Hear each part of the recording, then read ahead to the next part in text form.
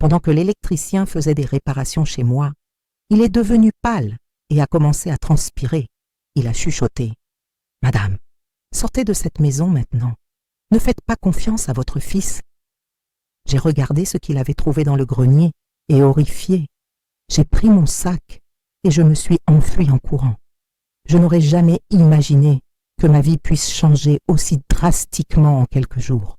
Je m'appelle Gabrielle Marquez, j'ai 52 ans et jusqu'à récemment je croyais connaître parfaitement les gens qui m'entouraient. Je vivais dans une maison confortable dans le quartier de Beauvais, à Grenoble, où j'ai élevé mon fils Benoît après mon divorce, il y a 15 ans. La maison était mon refuge, mon havre de paix, où j'ai construit une nouvelle vie après tant de souffrances. Benoît a toujours été un fils dévoué. À 28 ans, il travaillait comme ingénieur civil dans une entreprise réputée de la ville et vivait encore avec moi. Beaucoup d'amis me disaient que je devrais l'encourager à quitter la maison, à construire sa propre vie, mais j'aimais sa compagnie. Après mon divorce tumultueux avec son père, Benoît a été mon soutien, mon ancre. Il m'aidait avec les factures de la maison, s'occupait des réparations nécessaires et me montrait toujours son affection et son inquiétude pour moi. Ce lundi d'octobre, je préparais le déjeuner quand j'ai remarqué que la lumière de la cuisine commençait à clignoter étrangement. Le problème avait commencé le week-end précédent, mais j'avais remis ça à plus tard. Benoît était en voyage d'affaires à Grenoble is replaced with Chambéry et ne rentrerait que mercredi. L'installation électrique de la maison était ancienne, datant des années 90 et présentait de temps en temps quelques problèmes mineurs. J'ai décidé d'appeler un électricien recommandé par ma voisine, Vanessa Mendes, qui habitait la maison d'à côté. Vanessa avait 27 ans et travaillait comme professeure dans une école privée du quartier. C'était une jeune femme sympathique et serviable, toujours prête à aider quand nous avions besoin de quelque chose. C'est elle qui m'a donné le numéro de Ivan Yvette, un électricien de 45 ans qui avait fait quelques travaux chez elle le mois précédent. J'ai appelé Ivan mardi matin et il m'a dit qu'il pourrait venir l'après-midi même pour examiner le problème. Sa voix au téléphone était calme et professionnelle, ce qui m'a rassurée. Il est arrivé ponctuel à 14 heures, conduisant une camionnette blanche avec ses équipements de travail bien rangés à l'arrière. Ivan était un homme grand, brun, avec des cheveux grisonnants aux tempes et des mains calleuses qui trahissaient des années de travail manuel. Il portait une combinaison bleue propre et transportait une boîte à outils bien organisée. Il m'a salué poliment et a demandé à voir le problème dans la cuisine. « Vous disiez que la lumière clignote, n'est-ce pas ?» a demandé Ivan, observant attentivement le lustre au plafond. « C'est ça ?» ai-je répondu en actionnant l'interrupteur pour montrer le défaut. Ça a commencé le week-end dernier et ça empire. J'ai peur que ce soit quelque chose de plus sérieux. Ivan a hoché la tête et a commencé à examiner le câblage visible.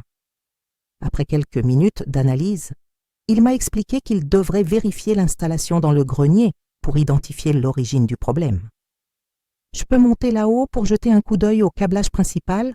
a demandé Yvette en pointant la trappe au plafond du couloir qui donnait accès au grenier.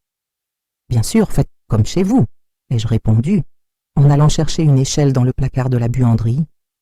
Pendant que Ivan montait au grenier, je suis resté dans la cuisine pour finir de préparer un gâteau au chocolat que j'avais commencé le matin. C'était une recette que ma mère m'avait apprise quand j'étais jeune, et faire ce gâteau m'apaisait toujours quand j'étais anxieuse. L'odeur sucrée de la pâte qui cuisait dans le four m'apportait une sensation de normalité et de réconfort. J'entendais les pas de Ivan qui marchait précautionneusement dans le grenier, suivi du bruit de ses outils. Occasionnellement, il marmonnait quelque chose pour lui-même, probablement en analysant l'état du câblage. Je n'étais monté au grenier qu'une seule fois depuis mon emménagement, juste après la séparation, pour ranger quelques cartons contenant des objets personnels que je ne voulais plus voir au quotidien. Après environ 40 minutes, j'ai entendu Ivan m'appeler d'en haut. Sa voix sonnait différemment, plus tendue, comme s'il avait trouvé quelque chose d'inattendu. « Madame Gabrielle, pourriez-vous monter un instant » a-t-il crié. Et il y avait quelque chose dans son ton qui m'a fait arrêter de remuer la pâte du gâteau. Je me suis essuyé les mains sur mon tablier et j'ai grimpé l'échelle jusqu'à la trappe. Quand j'ai passé la tête dans le grenier, j'ai vu Ivan agenouillé près d'une des poutres principales de la maison, avec une expression inquiète sur le visage. Il tenait une lampe torche dans une main et pointait quelque chose que je ne pouvais pas bien voir de là où j'étais. « Qu'y a-t-il, monsieur Yvette ?» ai-je demandé en montant complètement dans le grenier. L'espace était petit et poussiéreux, avec des poutres en bois sombre au plafond et quelques cartons empilés dans les coins. La lumière naturelle entrait par une petite fenêtre circulaire dans le mur du fond, créant des faisceaux de lumière où dansaient des particules de poussière. J'ai trouvé le problème dans le câblage, dit Ivan, mais sa voix portait toujours cette étrange tension. Mais j'ai aussi trouvé autre chose. Je me suis soigneusement frayé un chemin entre les poutres jusqu'à l'endroit où il était agenouillé. Ivan éclaira avec sa lampe torche une zone spécifique près du mur où se trouvait une boîte en carton que je ne me souvenais pas avoir vue auparavant. La boîte était à moitié ouverte et quelques papiers étaient éparpillés autour. Cette boîte était cachée derrière le câblage, expliqua Yvette, se levant lentement. Quand j'ai touché au fils, elle est tombée et le contenu s'est répandu. Je me suis approché et Ivan dirigea la lumière de sa lampe vers les papiers au sol. Mon cœur s'est emballé quand j'ai reconnu l'écriture familière sur certains documents. C'était l'écriture de Benoît, mon fils, mais le contenu des papiers m'a complètement déconcerté. Il y avait des photographies, des notes détaillées sur des horaires et des routines, et ce qui semblait être des plans ou des schémas. J'ai pris une des photos et j'ai failli la laisser tomber quand j'ai vu que c'était une image de moi, apparemment prise à mon insu, alors que je marchais dans la rue près de chez moi. Je ne comprends pas, ai-je murmuré en ramassant d'autres papiers. Pourquoi Benoît garderait-il ça ici? Ivan est resté silencieux pendant quelques instants, observant ma réaction. Il y avait d'autres photos, toutes de moi, dans différentes situations quotidiennes. Certaines avaient été prises depuis l'intérieur de la maison, d'autres dans la rue, au supermarché, au salon de coiffure que je fréquentais.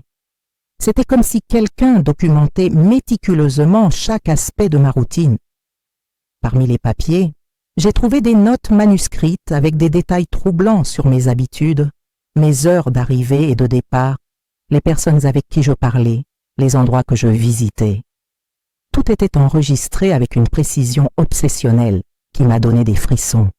« Madame Gabrielle, » dit Ivan doucement, « je pense que vous devriez voir ceci aussi. » Il m'a montré une enveloppe scellée qui se trouvait au fond de la boîte. Les mains tremblantes, j'ai ouvert l'enveloppe et trouvé des documents qui m'ont fait l'effet d'un sol se dérobant sous mes pieds. C'étaient des copies de police d'assurance vie dont j'ignorais l'existence, toutes à mon nom, avec Benoît comme unique bénéficiaire. Mon cœur s'est arrêté quelques instants, tandis que je tenais ces documents. Les polices d'assurance vie dataient toutes des 6 derniers mois, chacune avec des montants substantiels qui, additionnés, atteignaient près de 2 millions d'euros. Comment Benoît avait-il pu faire cela sans ma signature? Comment pouvais-je ignorer l'existence de ces assurances? « Ce n'est pas possible, » ai-je murmuré, tournant les pages de mes doigts tremblants. Il doit y avoir une erreur. Benoît ne ferait jamais une chose pareille. Ivan est resté silencieux, mais son regard compatissant en disait long.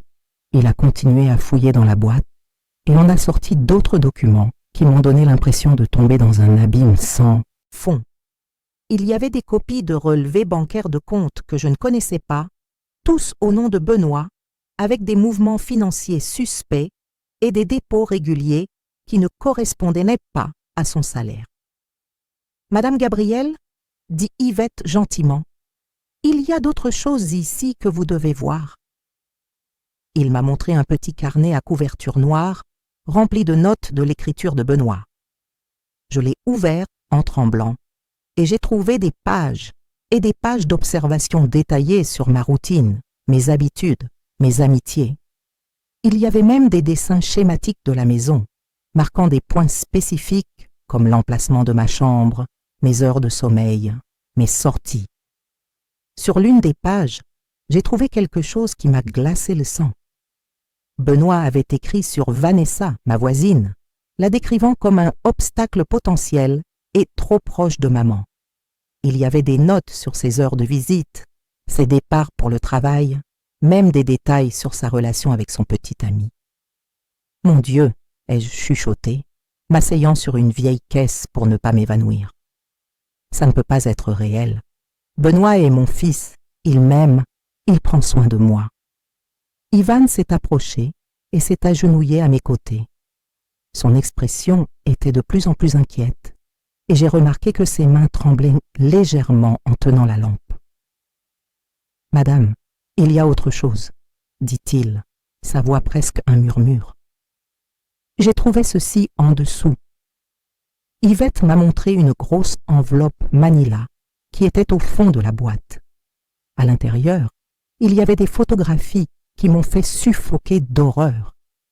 C'étaient des images d'accidents domestiques, des coupures de journaux sur des morts accidentelles de personnes âgées, des articles imprimés d'Internet sur les assurances-vie et comment les réclamer. Il y avait aussi un document qui semblait être le brouillon d'une lettre, écrit de la main de Benoît, adressée à une compagnie d'assurance. Dans la lettre, il décrivait un scénario hypothétique où j'aurais été victime d'un accident domestique mortel, impliquant des problèmes électriques dans la maison.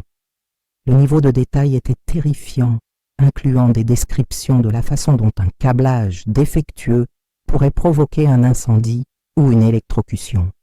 « Non, non, non », répétai-je, comme un mantra, secouant la tête.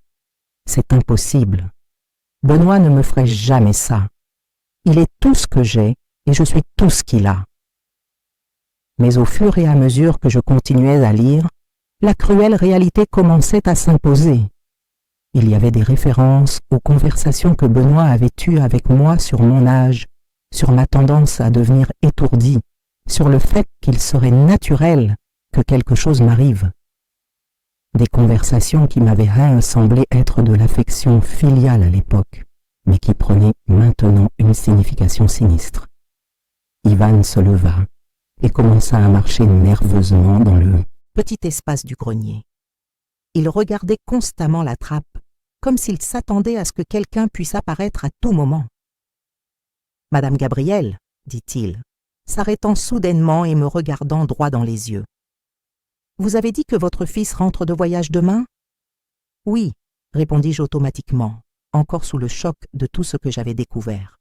« Benoît rentre de Grenoble is replaced with Chambéry demain soir. » Yvette passa la main sur son visage, visiblement agité. Il s'approcha de moi à nouveau et parla à voix basse, presque en chuchotant. « Il faut que vous compreniez quelque chose. Je suis venu aujourd'hui pour réparer le câblage électrique, mais quand j'ai examiné les fils en bas, j'ai découvert que quelqu'un les avait endommagés délibérément. Ce n'était pas un défaut naturel. Quelqu'un a partiellement coupé les fils d'une manière qui provoquerait un court-circuit dangereux en quelques jours. Je me sentis comme si j'avais reçu un coup de poing dans l'estomac. La réalité devenait de plus en plus terrifiante et mon esprit luttait pour traiter toutes les informations. Mais Benoît était en voyage quand le problème a commencé, argumentai-je faiblement, essayant encore de défendre mon fils. « Madame, » dit Ivan patiemment, « les fils ont été coupés il y a au moins une semaine. Celui qui a fait ça savait exactement ce qu'il faisait et quand le problème se manifesterait. » À ce moment-là, j'entendis le bruit d'une voiture arrivant dans l'allée. Mon sang se glaça quand je reconnus le bruit du moteur de la voiture de Benoît.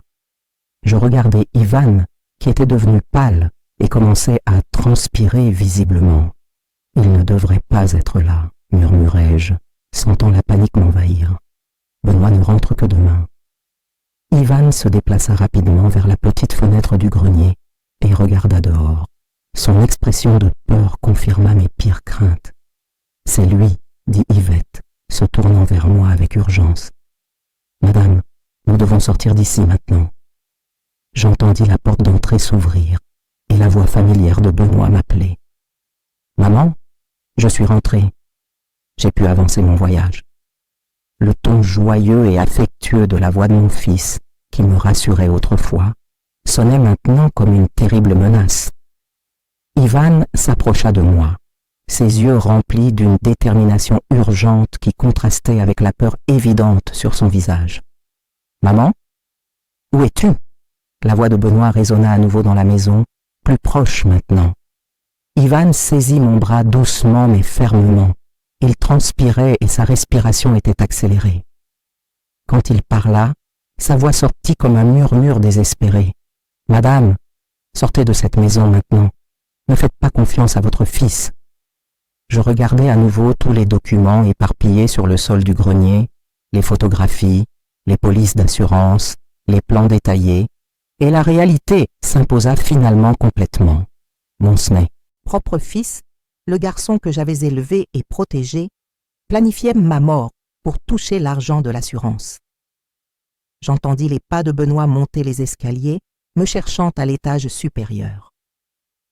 Le bruit de ses pas, qui m'apportait autrefois du réconfort quand il rentrait à la maison, me remplissait maintenant de terreur. « Il va réaliser que nous sommes ici », chuchota Ivan, rangeant rapidement quelques-uns des documents les plus compromettants dans sa poche. « Nous devons descendre sans qu'il nous voie. » Mon esprit était en panique totale, mais une partie instinctive de survie prit le contrôle. Je saisis mon sac et partis en courant. Je descendis les escaliers du grenier avec le cœur battant si fort que j'étais sûr que Benoît pouvait l'entendre de n'importe où dans la maison. Ivan Yvette était juste derrière moi, essayant d'être le plus silencieux possible, mais chaque marche de l'escalier semblait résonner comme un tonnerre à mes oreilles. Je pouvais entendre mon fils se déplacer à l'étage supérieur, ouvrant des portes, me cherchant. « Maman, où es-tu ?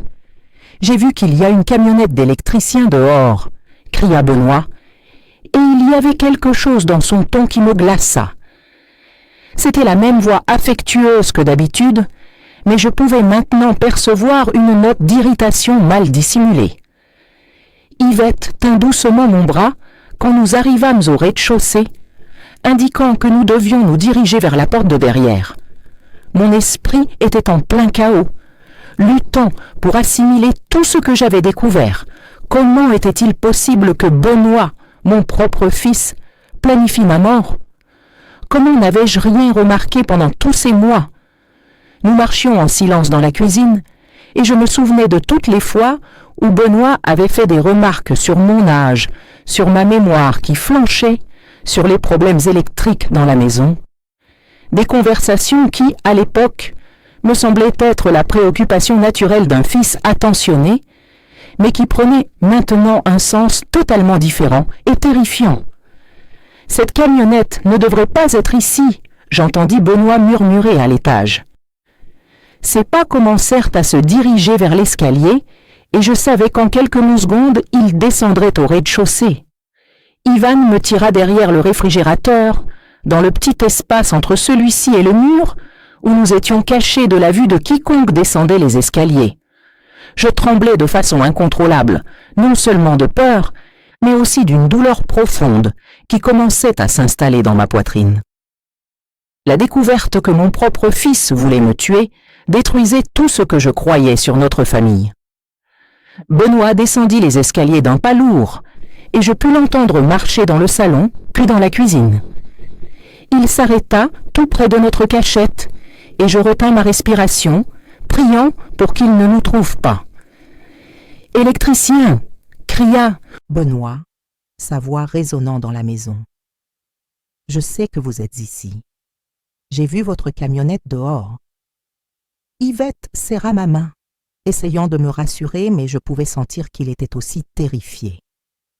La situation était devenue beaucoup plus dangereuse que ce que nous avions imaginé. Benoît recommença à se déplacer dans la maison et je pus l'entendre remonter les escaliers. Il avait probablement remarqué que la trappe du grenier était ouverte et allait vérifier. Nous n'avions que quelques minutes avant qu'il ne découvre que quelqu'un avait trouvé sa collection macabre de documents et de plans. Maintenant, chuchota Ivan, me tirant vers la porte de derrière. Nous sortîmes silencieusement par la cuisine, mais arrivés à la porte, nous découvrîmes qu'elle était fermée à clé et je ne trouvais pas la clé. Ma panique s'intensifia quand je réalisai que Benoît avait récemment changé les serrures, prétextant que c'était pour la sécurité. Maintenant, je comprenais la vraie raison. La clé, murmurai-je désespérément, fouillant dans mes poches. Il a changé les serrures et je ne sais pas où est la clé. Yvette regarda rapidement autour de lui et pointa la fenêtre de la cuisine. C'était notre seule option de sortie. Il l'ouvrit précautionneusement, essayant de ne pas faire de bruit, et m'aida à passer. Mes 62 ans ne me permettraient pas l'agilité qu'exigeait la situation, mais l'adrénaline et la peur me donnèrent des forces que je ne me connaissais pas. Quand je réussis enfin à sortir par la fenêtre, je tombai à genoux dans le jardin, respirant lourdement. Yvette sortit juste après moi et m'aida à me relever. « Nous devons aller à la camionnette, » dit-il, regardant nerveusement vers la maison. « Et ensuite vous devez aller dans un endroit sûr. » Nous commençâmes à contourner la maison vers l'entrée où la camionnette de Ivan était garée. Mais quand nous arrivâmes sur le côté de la maison, nous entendîmes la voix de Benoît crier depuis l'étage. « Maman, je sais que tu es là en bas, et je sais que tu n'es pas seule. » Il y avait dans sa voix une colère que je n'avais jamais entendue auparavant. C'était comme si un masque était enfin tombé, révélant une personne que je ne connaissais pas. Ce n'était pas le Benoît que j'avais élevé, ou peut-être l'avait-il toujours été, et je ne voulais simplement pas le voir. « Il sait », murmurai-je à Yvette, qui me guidait rapidement vers la camionnette. « Benoît sait que nous avons tout découvert. » Ivan ouvrit la porte passager pour moi, mais avant que je puisse entrer, nous entendîmes la porte d'entrée s'ouvrir violemment. Benoît était descendu et sortait de la maison, nous cherchant. « Courez vers la camionnette de la voisine », dit Yvette rapidement, pointant la voiture de Vanessa qui était garée dans la maison d'à côté. « Je vais le distraire. » Mais je ne pouvais pas bouger. J'étais paralysée, regardant mon fils debout dans l'encadrement de la porte d'entrée. Même en sachant tout ce qu'il avait planifié, même après avoir vu les preuves de mes propres yeux, une partie de moi ne pouvait toujours pas croire complètement que Benoît voulait vraiment me tuer. « Maman, » dit Benoît, sa voix retrouvant le ton affectueux et inquiet que je connaissais si bien. « Que se passe-t-il? Pourquoi es-tu dehors avec cet homme? Est-ce que tu vas bien ?» Le changement dans son ton était si soudain et convaincant que pendant un moment, je crus presque que tout n'était qu'un terrible malentendu. Peut-être que les documents dans le grenier avaient une explication innocente. Peut-être que je réagissais de façon excessive. Mais je me suis alors souvenu des polices d'assurance, des plans détaillés, des notes sur ma routine, des photos d'accidents domestiques. Je me suis rappelé des fils électriques intentionnellement coupés. Il n'y avait pas de doute possible. « Benoît », ai-je dit, ma voix sortant plus faible que je ne l'aurais voulu. « Nous devons parler. » Mon fils a commencé à marcher dans notre direction et j'ai pu voir qu'il essayait d'évaluer la situation. Ses yeux se déplaçaient rapidement entre moi et Ivan, comme s'il calculait ses options. « Bien sûr, maman », a répondu Benoît, continuant à s'approcher. « On peut parler de tout. Mais d'abord, pourquoi n'entres-tu pas dans la maison? Il commence à faire froid dehors. » Yvette s'est légèrement positionnée devant moi, dans une posture protectrice. Je pouvais sentir la tension émaner de lui, et je savais qu'il se préparait à toute éventualité. « En fait, » a dit Ivan, sa voix ferme mais respectueuse, « votre mère doit venir avec moi maintenant. Il y a des problèmes sérieux avec le câblage électrique de la maison qui doivent être résolus immédiatement. » Benoît s'est arrêté de marcher et son visage a subtilement changé. Le masque affectueux a commencé à glisser et j'ai pu voir une lueur de quelque chose de beaucoup plus sombre dans ses yeux. « Des problèmes de câblage ?»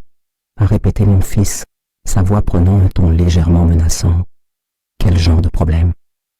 C'est à ce moment que j'ai pleinement compris qu'il n'y avait pas de retour possible. Benoît savait que nous avions découvert ses plans et maintenant, nous étions tous en danger réel. La situation était devenue beaucoup plus grave que je ne l'avais imaginé.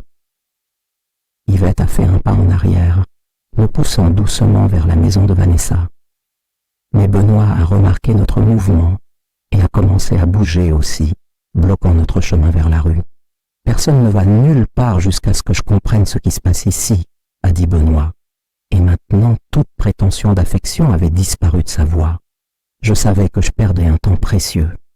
Chaque seconde passée là, immobile, à regarder Benoît bloquer notre chemin vers la rue, était une seconde de moins pour échapper à cette situation qui devenait de plus en plus dangereuse. Ivan et Yvette restaient devant moi, dans une posture protectrice qui me faisait me sentir un peu plus en sécurité. Mais je pouvais percevoir à la tension dans ses épaules qu'il évaluait aussi nos options limitées. Benoît, ai-je essayé une fois de plus, forçant ma voix à paraître calme malgré la panique que je ressentais à l'intérieur. « S'il te plaît, laisse-nous passer. Nous devons parler, mais pas comme ça, pas ici dans la rue. » Mon fils a ri, mais il n'y avait aucun humour dans ce son.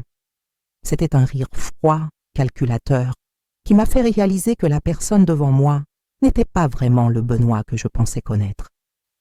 Combien d'années avais-je passé à vivre avec un étranger sans m'en rendre compte? Combien de fois m'avait-il enlacé, souhaité bonne nuit, dit qu'il m'aimait, tout en planifiant secrètement ma mort? « Parler ?» a répété Benoît, faisant quelques pas de plus dans notre direction. « De quoi, maman?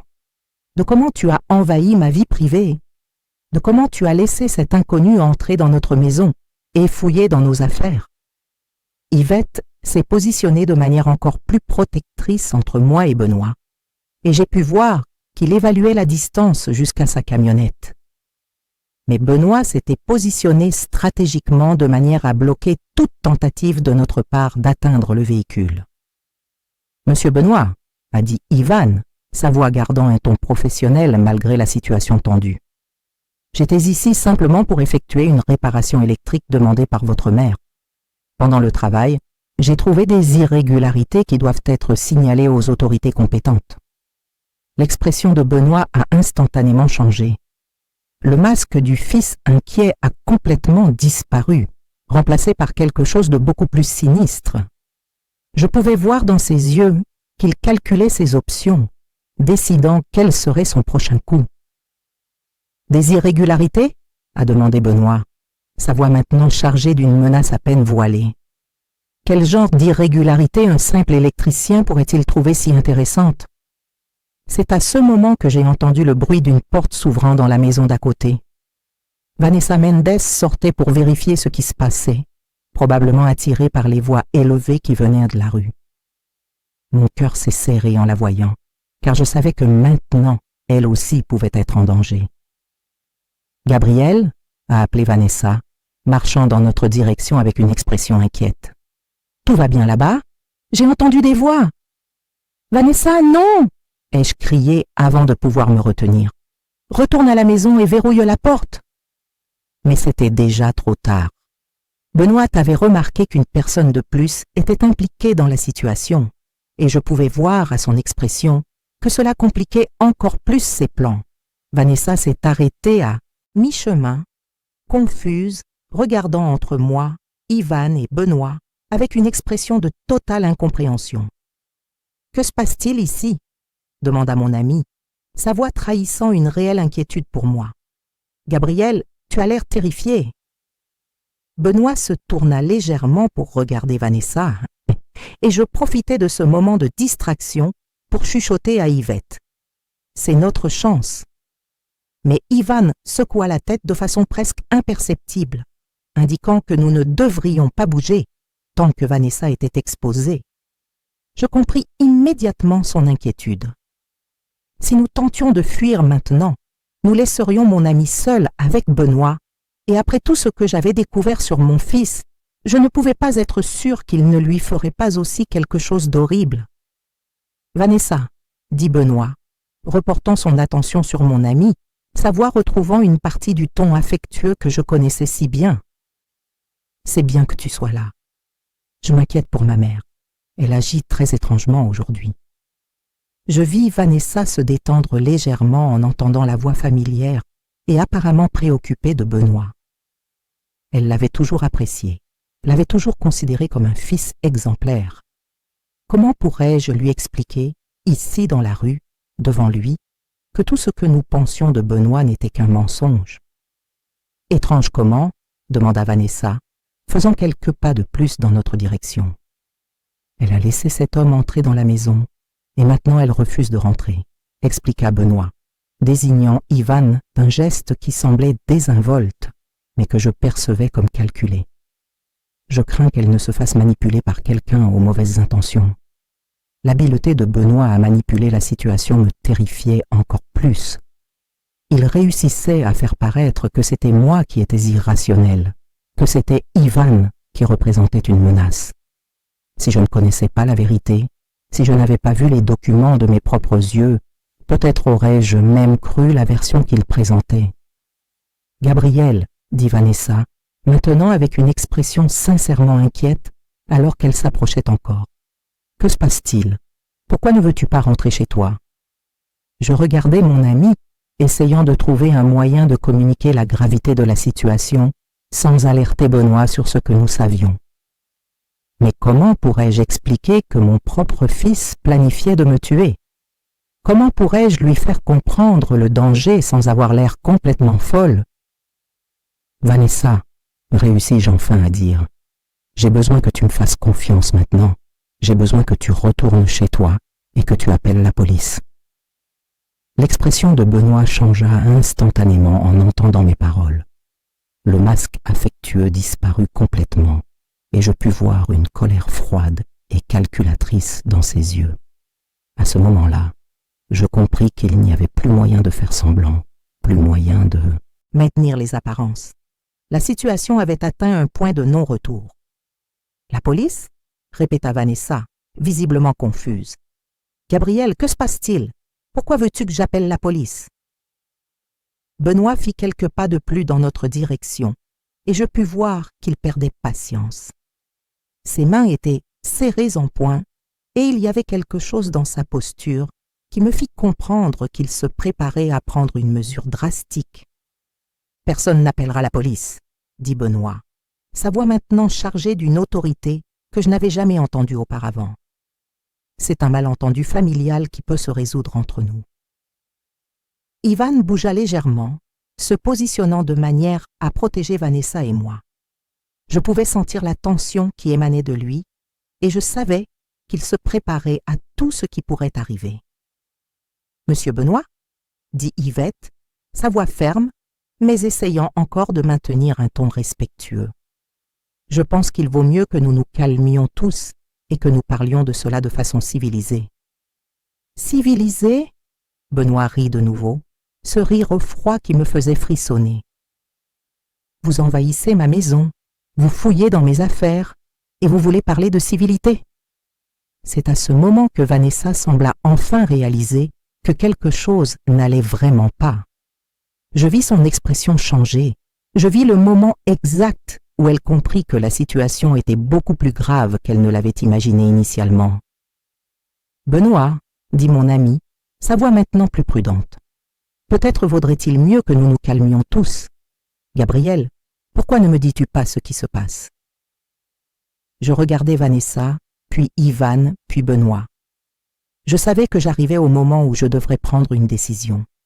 Je pourrais continuer d'essayer de maintenir la paix, de tenter de résoudre la situation de façon diplomatique, ou je pourrais enfin confronter mon fils avec tout ce que j'avais découvert. « Benoît, » dis-je, finalement, ma voix sortant plus ferme que je ne l'espérais. J'ai vu les documents dans le grenier. Le silence qui suivit fut assourdissant. Benoît resta complètement immobile pendant quelques secondes, et je pus voir son esprit travailler rapidement, évaluant ses options. Vanessa nous regarda tous les deux avec une expression de totale confusion, ne comprenant visiblement pas le sens de mes paroles. « Quel document ?» demanda mon ami, mais Benoît et moi l'ignorâmes. Nous étions enfermés dans une bataille silencieuse de regards Fils contre mère, vérité contre mensonge. Quel document, maman? Demanda finalement Benoît. Mais il y avait quelque chose dans sa voix qui me disait qu'il savait exactement de quoi je parlais. Les polices d'assurance, répondis-je, sentant une force que je ne savais pas posséder. Les plans, les notes sur ma routine, les photographies. Benoît ferma les yeux un instant, et quand il les rouvrit, c'était comme si une personne complètement différente me regardait. Toute prétention d'affection ou d'inquiétude avait disparu, ne laissant qu'une froideur calculatrice qui me fit réaliser que je n'avais jamais vraiment connu mon propre fils. « Eh bien, » dit Benoît, sa voix maintenant complètement différente. « Alors maintenant tu sais. » Vanessa fit un pas en arrière, visiblement effrayée par le changement radical dans le comportement de Benoît. Je pus voir le moment exact où elle réalisa qu'elle assistait à quelque chose de bien plus dangereux qu'une simple dispute familiale. Ses yeux se déplacèrent rapidement entre Benoît, Ivan et moi, essayant de comprendre la gravité de la situation qui se déroulait devant elle. « Benoît, que se passe-t-il » demanda mon ami, sa voix maintenant chargée d'une inquiétude sincère. « De quoi parlez-vous? Quels sont ces documents ?» Mon fils rit à nouveau, mais cette fois, c'était un rire complètement différent. C'était un son froid et calculateur qui me fit réaliser que la personne debout devant nous n'avait plus aucune ressemblance avec le Benoît affectueux que je pensais connaître. C'était comme si un masque était enfin tombé, révélant la véritable nature de la personne qui avait vécu sous mon toit toutes ces années. « Vanessa, dit Benoît, se tournant légèrement pour faire face à mon ami, tu arrives au moment parfait pour témoigner comment ma chère mère a complètement perdu la raison. Elle accuse son propre fils de planifier sa mort. Peux-tu imaginer quelque chose de plus absurde? La façon dont il prononça ces mots, avec un ton de moquerie et de mépris à peine dissimulé, me fit réaliser que Benoît ne tentait plus de maintenir les apparences. Il avait décidé qu'il n'avait plus besoin de prétendre être le fils aimant et attentionné. La situation était arrivée à un point où il savait qu'il ne pourrait plus tromper personne, alors il révélait sa véritable personnalité. Ivan bougea légèrement, se positionnant de manière encore plus protectrice entre Benoît et nous deux. Je pouvais sentir la tension émaner de lui, et je savais qu'il évaluait constamment les options que nous avions pour sortir de cette situation. Ses yeux se déplaçaient rapidement entre Benoît, la camionnette garée dans la rue et les maisons voisines, calculant clairement nos chances de fuite ou d'obtenir de l'aide. « Benoît » tentai-je une fois de plus, forçant ma voix à paraître calme malgré la panique que je sentais grandir en moi. « Nous pouvons encore parler de tout ça, ça n'a pas besoin d'être ainsi. »« Parler » répéta mon fils, faisant quelques pas de plus dans notre direction. « De quoi exactement, maman? De comment tu as envahi ma vie privée? De comment tu as laissé cet étranger fouiller dans mes affaires? Ou peut-être veux-tu parler de comment tu as découvert mes plans avant l'heure? » Les paroles de Benoît confirmèrent toutes mes pires craintes. Il ne niait rien, n'essayait pas d'expliquer ou de justifier les documents que Ivan avait trouvés. Au lieu de cela, il admettait ouvertement qu'il avait planifié quelque chose contre moi et que son seul regret était d'avoir été découvert avant de pouvoir exécuter ses plans. Vanessa émit un petit son de choc en entendant les paroles de Benoît. Je pouvais voir dans son expression qu'elle comprenait enfin la gravité de la situation. Mon amie avait toujours considéré Benoît comme un fils exemplaire. Elle le complimentait toujours d'être si attentionné et prévenant avec moi. Découvrir que tout cela n'était qu'une façade était un choc dévastateur pour elle. « Benoît, tu ne peux pas être sérieux, » dit Vanessa, sa voix tremblant légèrement. « Tu fais peur à ta mère, et tu me fais peur aussi. »« Peur » Benoît sourit, mais il n'y avait aucune chaleur dans ce sourire. « Vanessa, tu as toujours été si naïve, tu as toujours cru tout ce que tu voyais en surface, tu n'as jamais rien remis en question. Comme ma mère d'ailleurs. Vous vous méritez l'une l'autre. » La cruauté dans les paroles de Benoît me terrifia encore plus. C'était comme s'il révélait non seulement ses plans contre moi, mais aussi un mépris profond pour toutes les personnes qui l'entouraient. Combien de fois avait-il souri à Vanessa, conversé poliment avec elle, prétendu être le voisin serviable, tout en la méprisant secrètement. Ivan fit un pas en avant, se plaçant encore plus clairement entre Benoît et nous deux. Sa posture était tendue mais maîtrisée, et je pouvais voir qu'il essayait d'évaluer la meilleure façon de nous sortir de cette situation sans que personne ne soit blessé. « Monsieur Benoît » dit Yvette, sa voix gardant un ton professionnel malgré les circonstances. « Je pense qu'il serait préférable que nous nous calmions tous. Cette situation peut être résolue pacifiquement si nous en discutons calmement. »« Pacifiquement » Benoît rit de nouveau. « Ivan Yvette, c'est bien ça? Vous pensiez vraiment pouvoir entrer dans ma maison, trouver mes documents et vous en tirer impunément? Vous pensiez vraiment que je ne découvrirais pas qui vous êtes et ce que vous faites ici? » Les paroles de Benoît me firent comprendre qu'il en savait beaucoup plus sur Ivan qu'il ne l'avait initialement laissé paraître. Il y avait quelque chose dans sa façon de prononcer le nom complet de l'électricien qui me fit comprendre que Benoît avait mené une enquête sur lui. Cela m'inquiéta davantage, car cela signifiait que mon fils préparait cette situation depuis plus longtemps que je ne l'imaginais. « Qu'est-ce que tu veux dire par là ?» demandai-je, ma voix plus faible que je ne l'aurais voulu. Benoît se tourna vers moi avec une expression de fausse surprise. « Oh, maman, tu as vraiment cru que c'était une coïncidence qu'il apparaisse ici aujourd'hui? Tu as vraiment cru que c'était juste de la chance qu'il trouve exactement ce qu'il cherchait dans le grenier? » Mon cœur s'emballa en entendant ces mots. Que sous-entendait Benoît? Que Ivan n'était pas vraiment un électricien? Que toute la situation avait été orchestrée d'une certaine façon? Je regardais Yvette, essayant de trouver dans son expression une confirmation ou un démenti des accusations de Benoît, mais son visage resta neutre et concentré.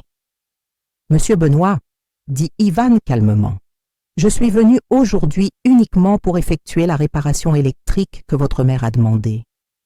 J'ai trouvé les documents par hasard, pendant les travaux de maintenance. » « Par hasard ?» Benoît rit avec mépris. « Ivan Yvette, 45 ans, ancien policier retraité pour invalidité après un accident en service, travaillant maintenant comme électricien indépendant. Vous pensez vraiment que je n'aurais pas fait une vérification des antécédents de quelqu'un que ma mère a laissé entrer dans notre maison? » Le silence qui suivit fut assourdissant. Je regardais Ivan avec un mélange de surprise et de confusion. Il avait été policier? Pourquoi ne me l'avait-il pas dit quand il avait trouvé les documents? Benoît avait-il raison de suggérer qu'il y avait quelque chose de plus derrière la présence de Ivan dans ma maison?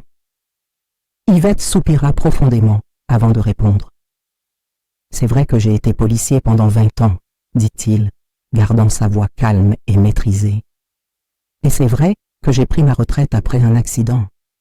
Mais c'est aussi vrai que je suis venu aujourd'hui uniquement pour faire une réparation électrique.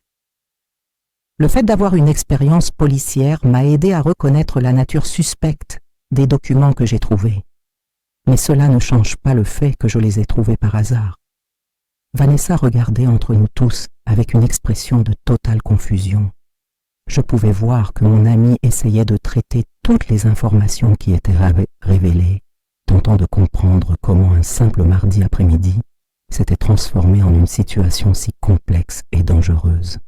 « Gabriel, » dit Vanessa, sa voix montrant l'inquiétude sincère qu'elle ressentait. « Je ne comprends rien à ce qui se passe ici. Peux-tu m'expliquer de quoi vous parlez? Quels documents? Pourquoi Benoît parle-t-il de plans? » Je regardais mon ami, essayant de trouver une façon d'expliquer la situation sans la mettre encore plus en danger. Mais comment pourrais-je lui faire comprendre que mon propre fils avait planifié ma mort? Comment pourrais-je expliquer que la personne qu'elle avait toujours considérée comme un jeune homme exemplaire était en réalité un manipulateur dangereux? « Vanessa !» réussis-je enfin à dire, « Benoît planifiait de me tuer. Ivan a trouvé des documents dans le grenier qui le prouvent, des polices d'assurance, des notes sur ma routine, des photographies, tout était là. Mon amie devint pâle en entendant mes mots. Je pouvais voir le choc sur son visage, la difficulté qu'elle avait à traiter une information aussi perturbante. Vanessa connaissait Benoît depuis des années.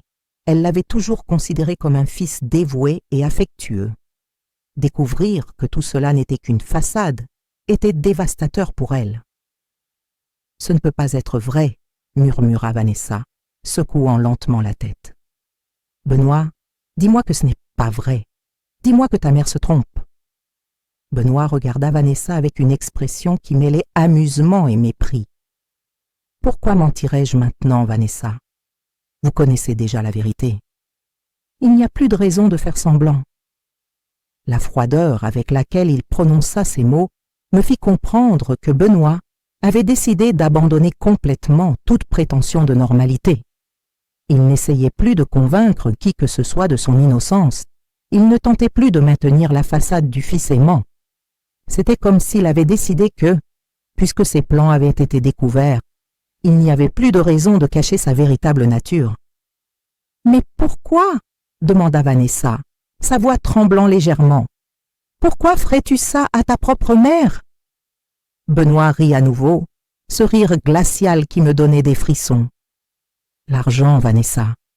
C'est toujours une question d'argent. Ma chère mère vaut beaucoup plus morte que vivante, du moins pour moi. » La brutalité cruelle de ses paroles me coupa le souffle pendant quelques secondes.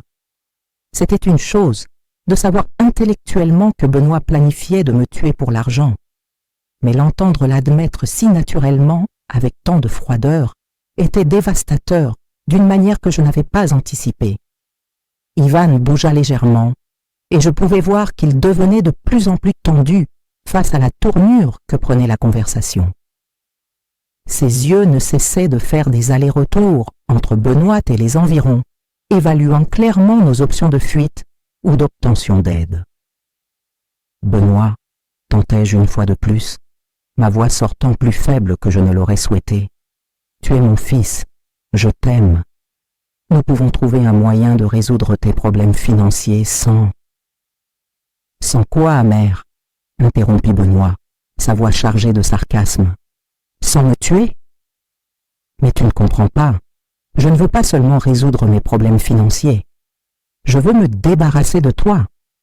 Tu as toujours été un fardeau, toujours été un obstacle.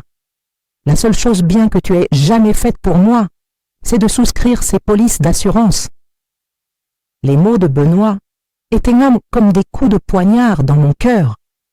C'était trop douloureux d'accepter que mon propre fils, la personne que j'avais élevée et aimée inconditionnellement, ne me voyait que comme un obstacle à éliminer.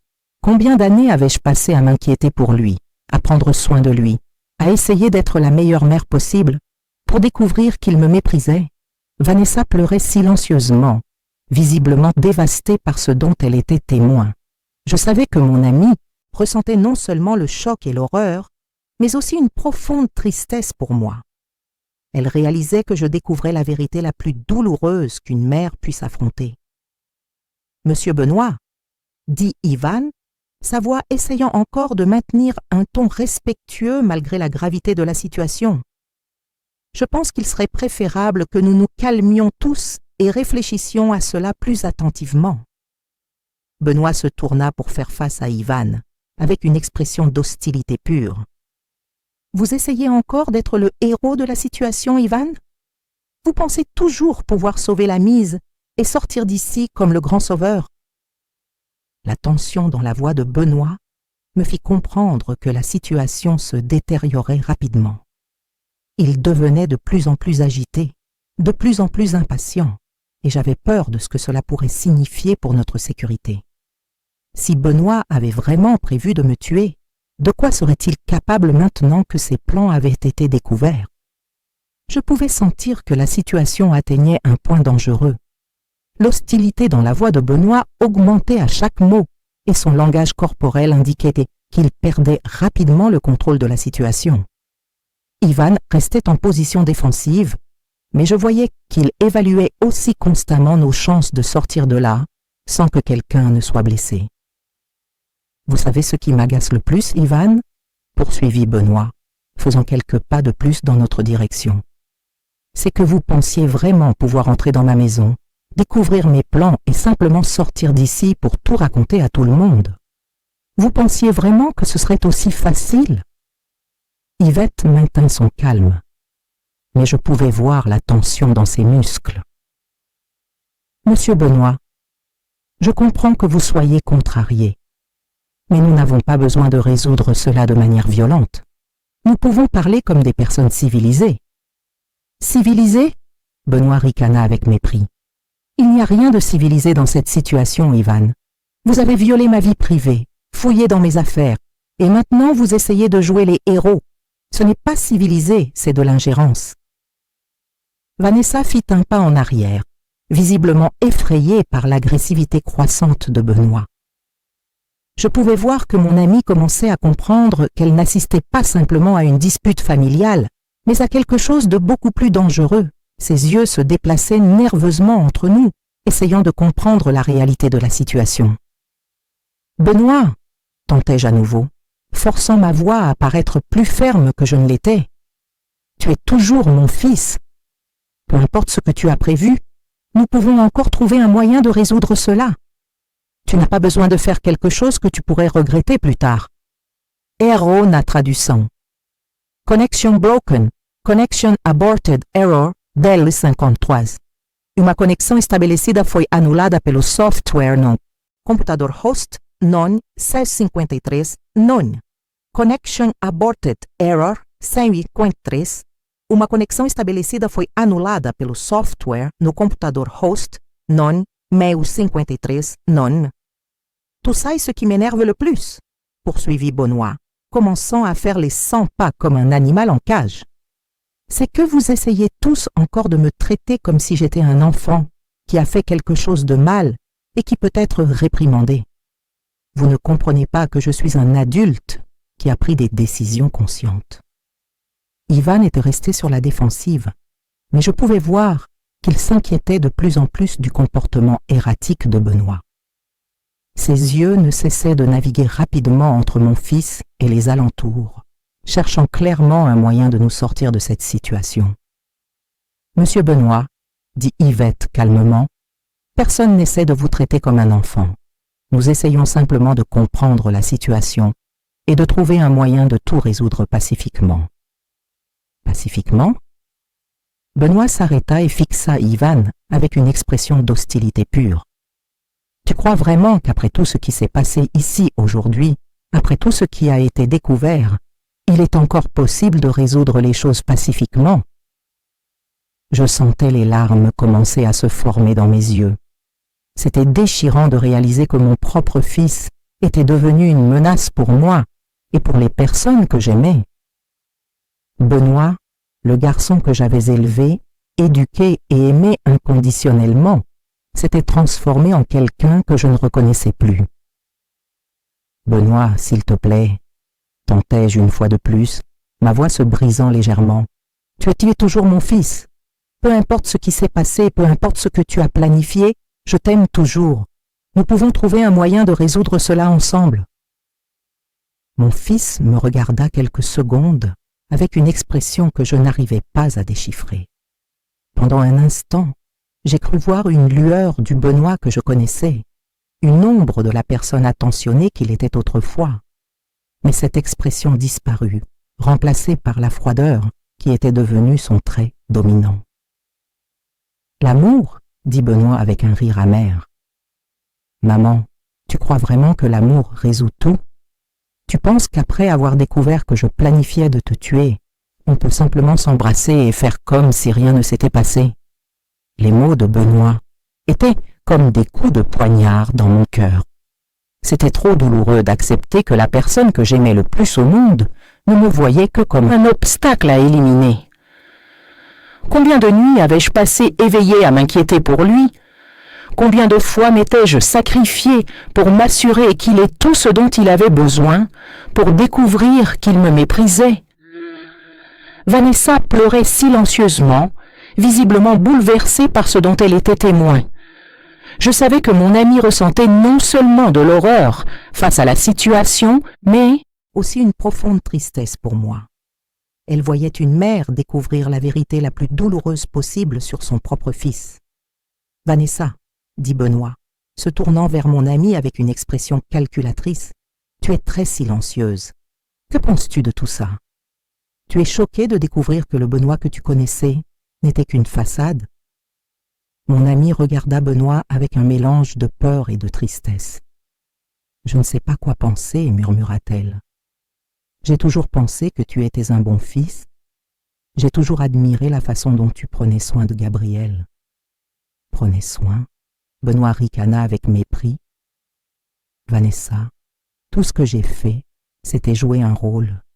Chaque geste affectueux, chaque mot gentil, chaque manifestation d'inquiétude, tout n'était que du théâtre. Je devais maintenir les apparences jusqu'à ce que vienne le bon moment d'exécuter mes plans. » La cruauté avec laquelle il prononça ces mots me coupa le souffle. C'était une chose de soupçonner que Benoît avait feint d'être affectueux, mais l'entendre l'admettre si naturellement, avec tant de froideur, était dévastateur d'une manière que je n'avais pas anticipée.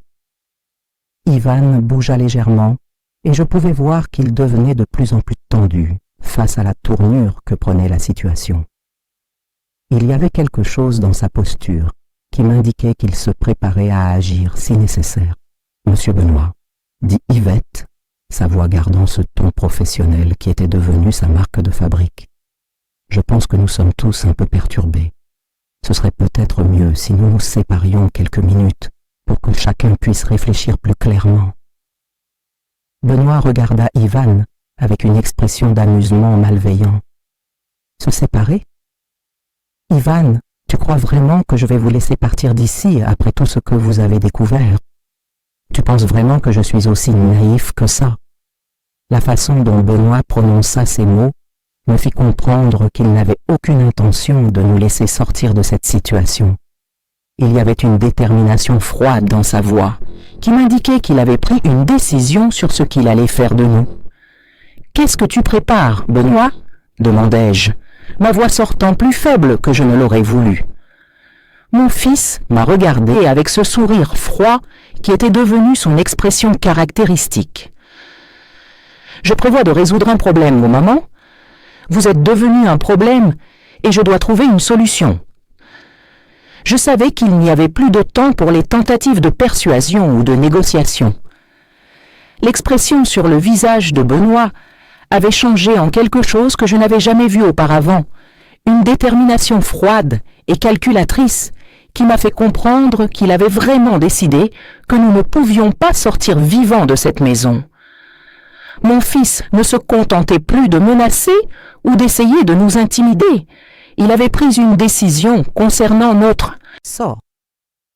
Ivan avait dû percevoir le même changement que moi, car sa posture était devenue encore plus tendue.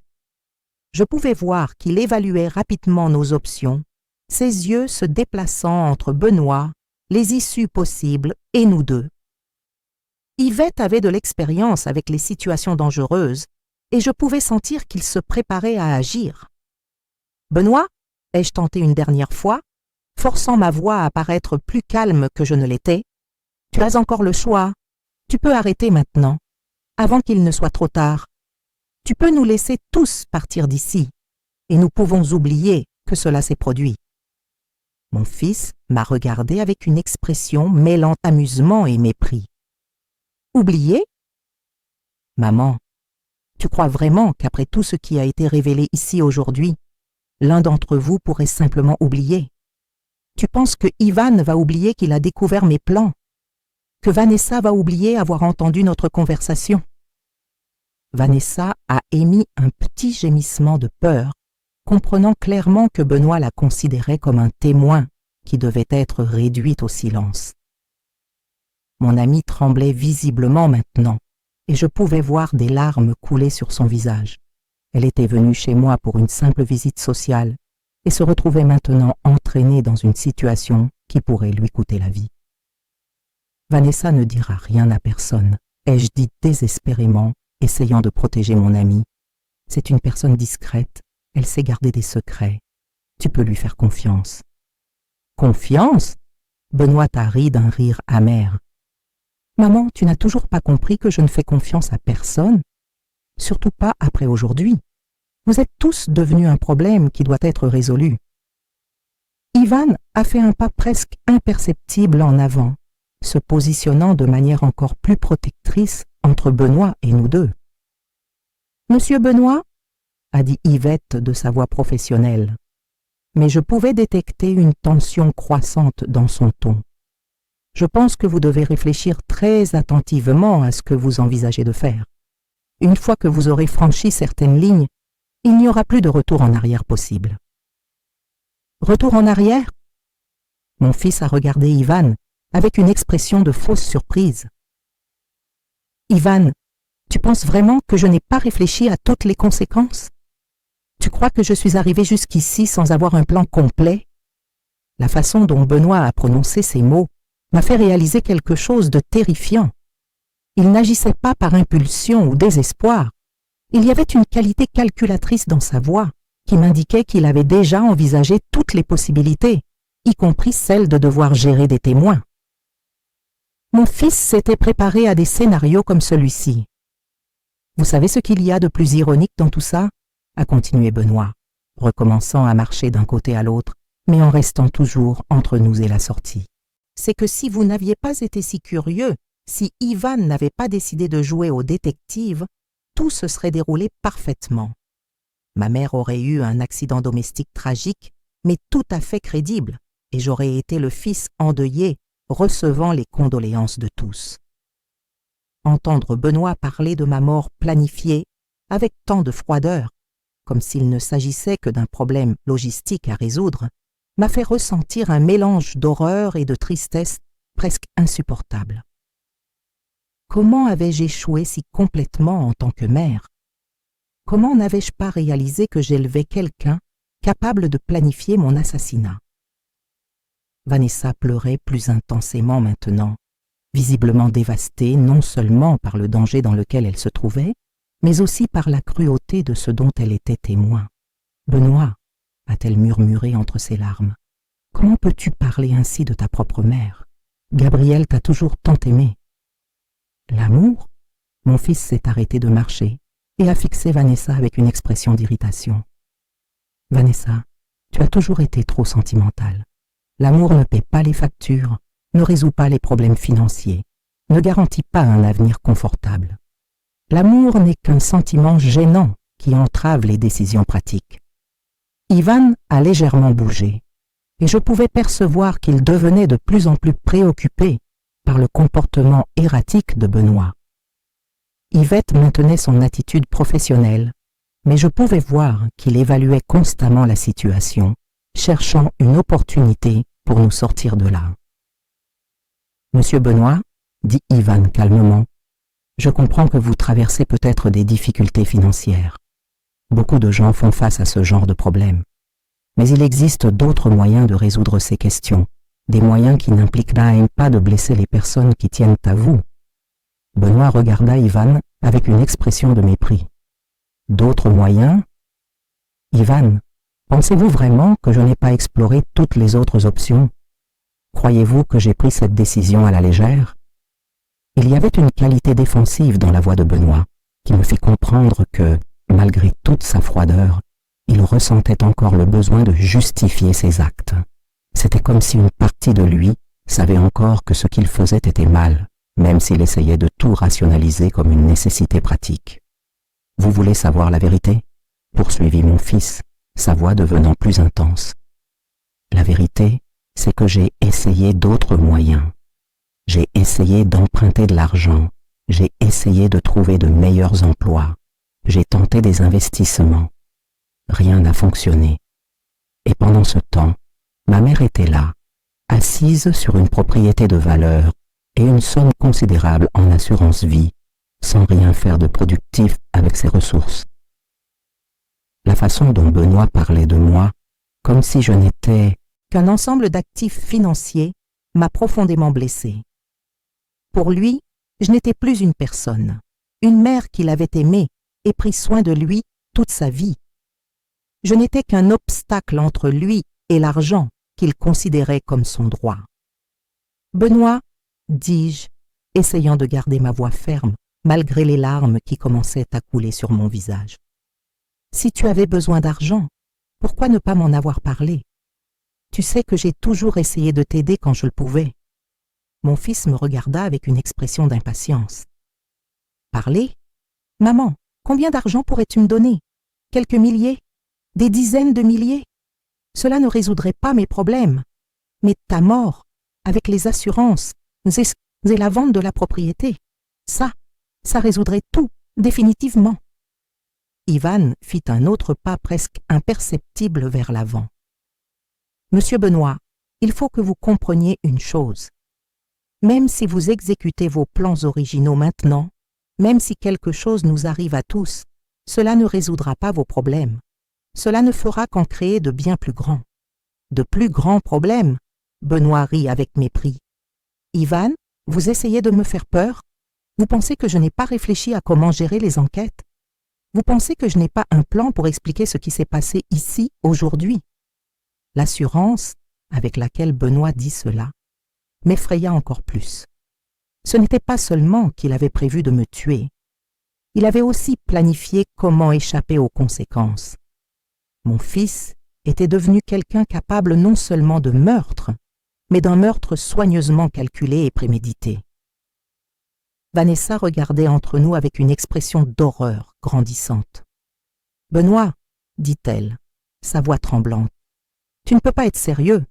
Tu ne peux pas vraiment envisager de faire du mal à ta mère et à des personnes innocentes. » Innocentes? Mon fils regarda Vanessa avec une expression d'amusement cruel. « Vanessa, personne ici n'est innocent. Ivan a violé ma vie privée et interféré dans mes plans. Ma mère a découvert des choses qu'elle n'aurait pas dû découvrir.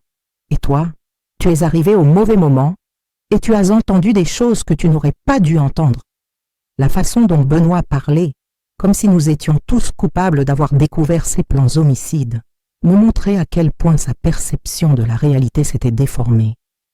Dans son esprit, il était la victime de la situation et nous étions les méchants pour avoir perturbé ses plans. Ivan bougea de nouveau et cette fois le mouvement était plus évident. Yvette se positionnait clairement pour une sorte d'action, bien que je ne sache pas exactement ce qu'il prévoyait. Ses années d'expérience en tant que policier se manifestaient dans sa façon d'évaluer constamment la situation et de chercher des opportunités. « Vous savez ce qui m'irrite le plus dans tout ça ?» dit Benoît, sa voix devenant plus agitée. « C'est que vous me regardez tous comme si j'étais un monstre, comme si j'étais une sorte de psychopathe qui tue par plaisir. Vous ne comprenez pas que ce n'est pas personnel, c'est juste pratique. »« Pas personnel ?» demandai-je, ma voix sortant plus forte que je ne l'avais voulu. « Benoît, tu parles de tuer ta propre mère. Comment cela peut-il ne pas être personnel ?» Mon fils me regarda avec une expression d'impatience. « Parce que ça n'a rien à voir avec toi en tant que personne, maman. Ça a à voir avec ma situation financière et les ressources que tu possèdes. Si tu étais une étrangère avec les mêmes ressources, je ressentirais le même besoin de résoudre le problème. » La froideur absolue avec laquelle Benoît prononça ces mots me coupa le souffle.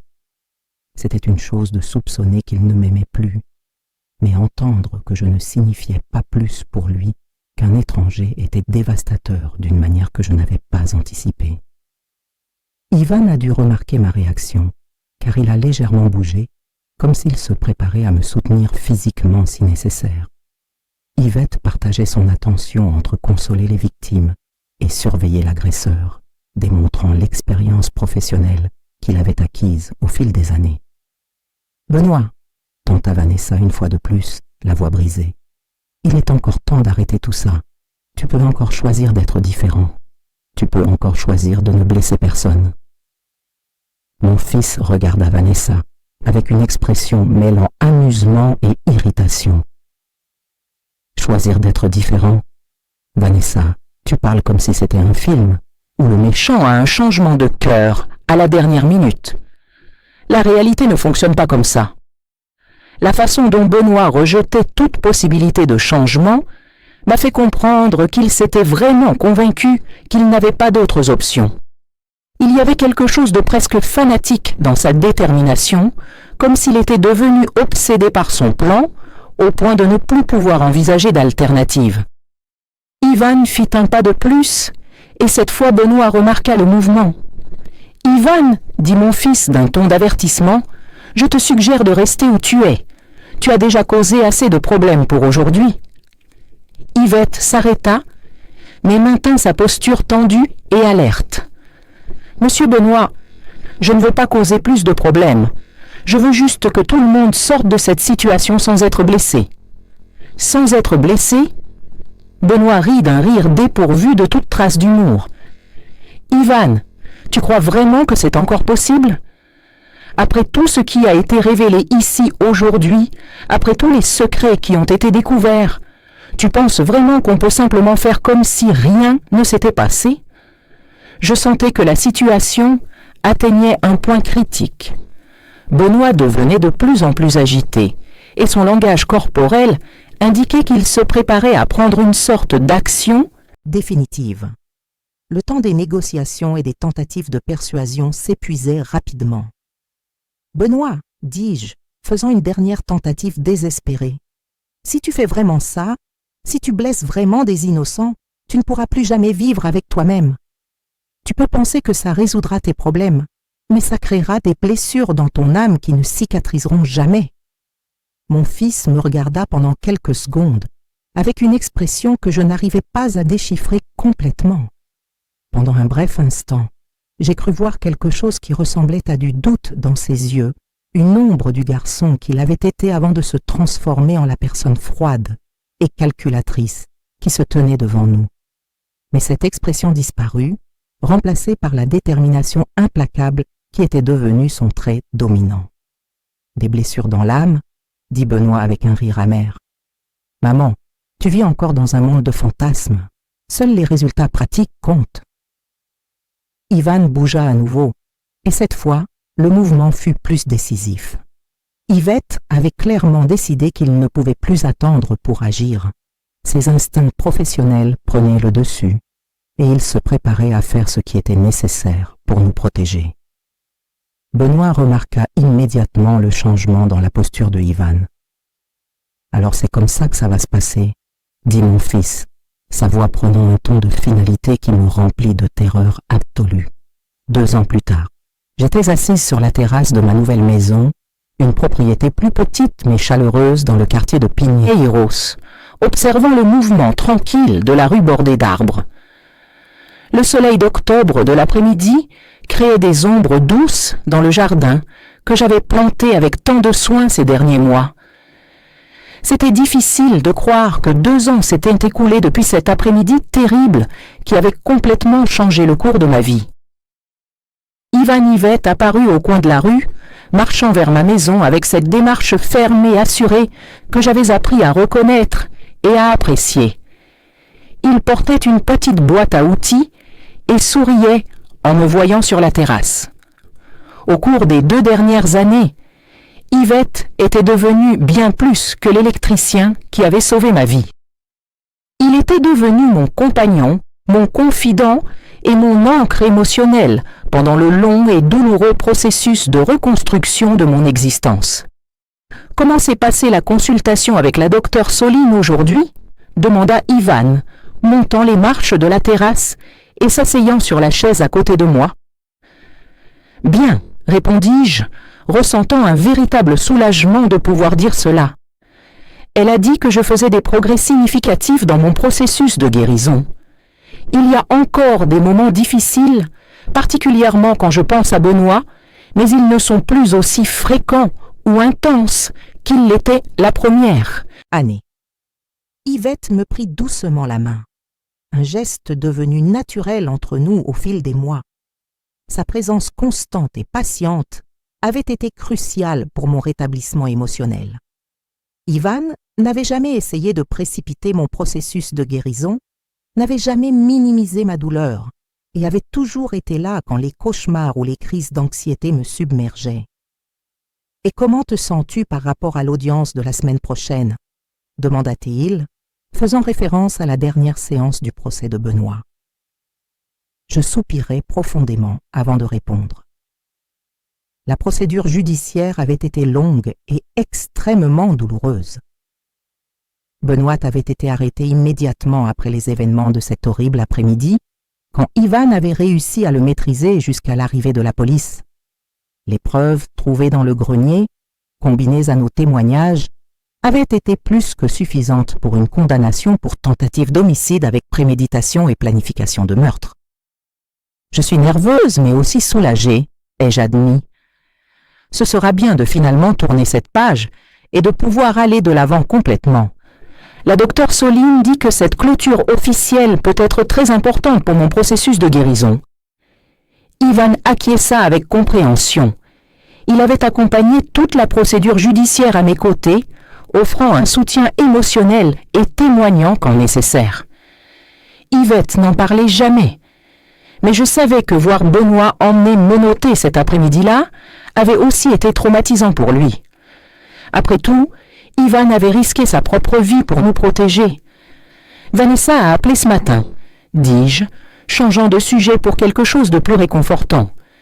Elle et Marcos ont enfin fixé la date du mariage pour mars de l'année prochaine. Elle veut que je sois sa témoin.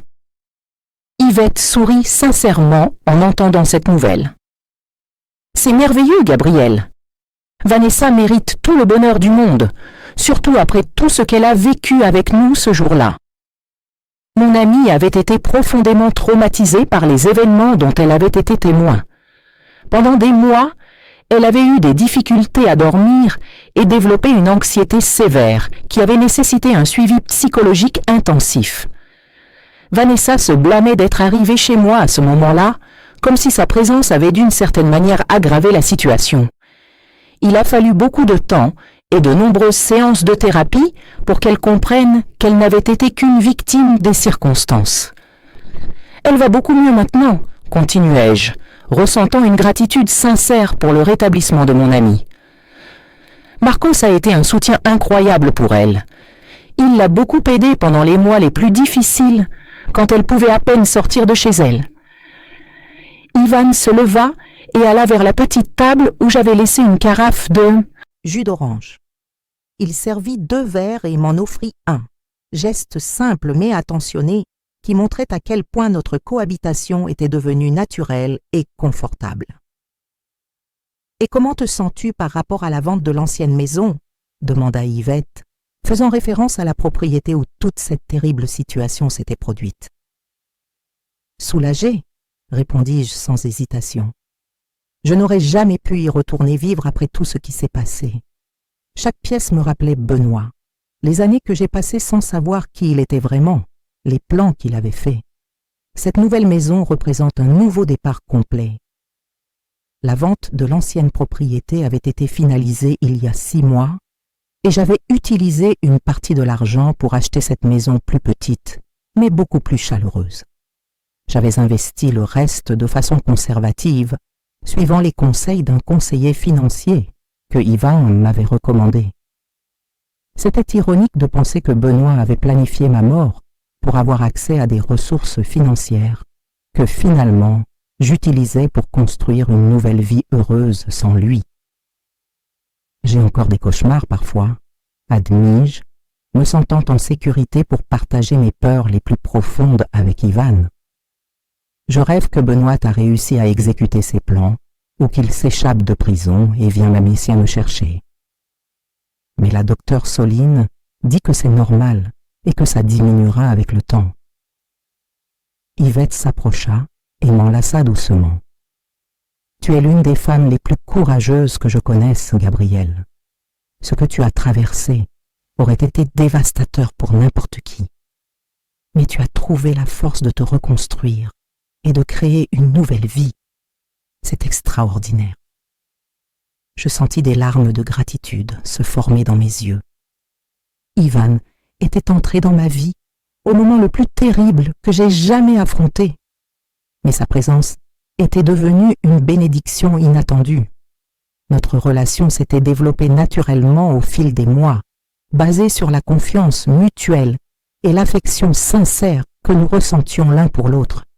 « Tu as sauvé ma vie ce jour-là, dis-je, le regardant directement dans les yeux. Pas seulement physiquement, mais dans tous les sens. Tu m'as aidé à trouver la force d'aller de l'avant quand je pensais que je n'y arriverais pas. Ivan sourit avec cette expression affectueuse que j'avais appris à aimer. Nous nous sommes mutuellement sauvés, Gabriel. Tu m'as donné un nouveau but, une raison d'utiliser mon expérience de manière positive. Après l'accident qui a mis fin à ma carrière dans la police, j'étais perdu. Je ne faisais que survivre. Te rencontrer m'a donné une nouvelle perspective sur la vie. Nous sommes restés assis dans un silence confortable pendant quelques minutes, observant le mouvement de la rue et sentant la douce brise de l'après-midi.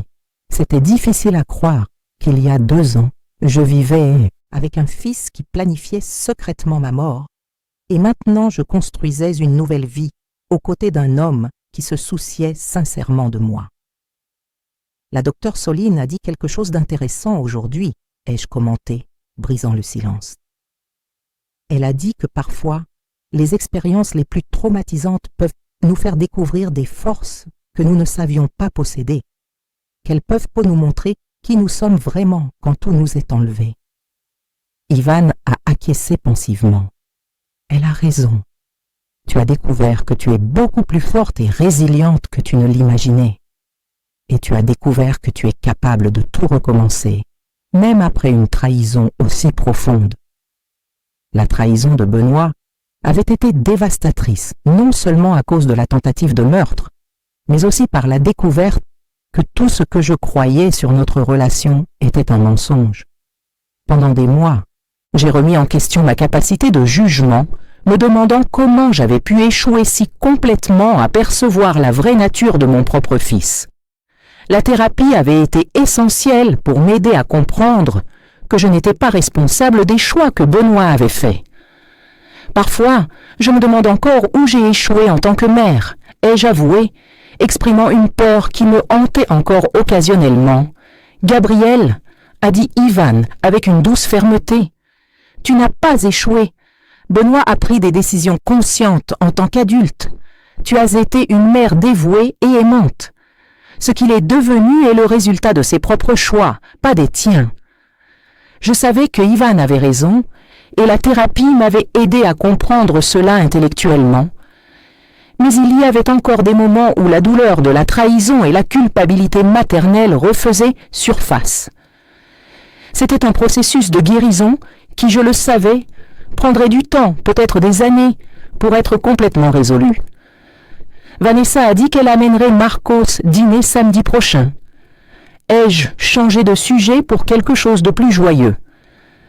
Elle veut que vous fassiez mieux connaissance. Je pense qu'elle a finalement accepté complètement notre relation. Ivana rit doucement. Vanessa a toujours été très protectrice envers toi. C'est normal qu'elle veuille s'assurer que j'avais de bonnes intentions. Mon ami avait mis quelques mois à accepter complètement la relation qui s'était développée entre Ivan et moi. Vanessa s'inquiétait que je confonde gratitude et amour, ou que je m'attache à la première personne qui m'offrait de la sécurité après le traumatisme. Mais avec le temps, elle a réalisé que nos sentiments étaient authentiques et basés sur une réelle compatibilité, pas seulement sur des circonstances dramatiques. Le soleil commençait à se coucher, peignant le ciel de douces teintes orangées et roses. C'était un moment de paix que j'avais appris à apprécier profondément, après avoir vécu une expérience qui aurait pu me coûter la vie. J'avais développé une plus grande appréciation pour les petits plaisirs quotidiens. Ivan, ai-je dit, ressentant un besoin soudain d'exprimer ma gratitude. Merci de m'avoir aidé à découvrir qu'il est encore possible d'être heureuse, même après tout ce qui s'est passé. Merci de m'avoir montré que je peux encore faire confiance aux gens, que je peux encore construire des relations saines. Yvette a repris ma main et l'a doucement embrassée. Merci de m'avoir permis de faire partie de ta nouvelle vie, Gabriel. De m'avoir donné l'opportunité de prouver que toutes les personnes ne vont pas te décevoir. Alors que nous regardions le coucher de soleil ensemble, j'ai ressenti une paix profonde que je n'avais pas éprouvée depuis des années. Le chemin de la guérison avait été long et difficile, mais j'avais réussi à reconstruire ma vie d'une manière que je n'aurais jamais imaginé possible. J'avais retrouvé l'amour, j'avais récupéré ma capacité à faire confiance et j'avais découvert une force intérieure que je ne savais pas posséder. L'avenir, qui semblait impossible il y a 2 ans, s'étendait maintenant devant moi, plein de possibilités et d'espoir.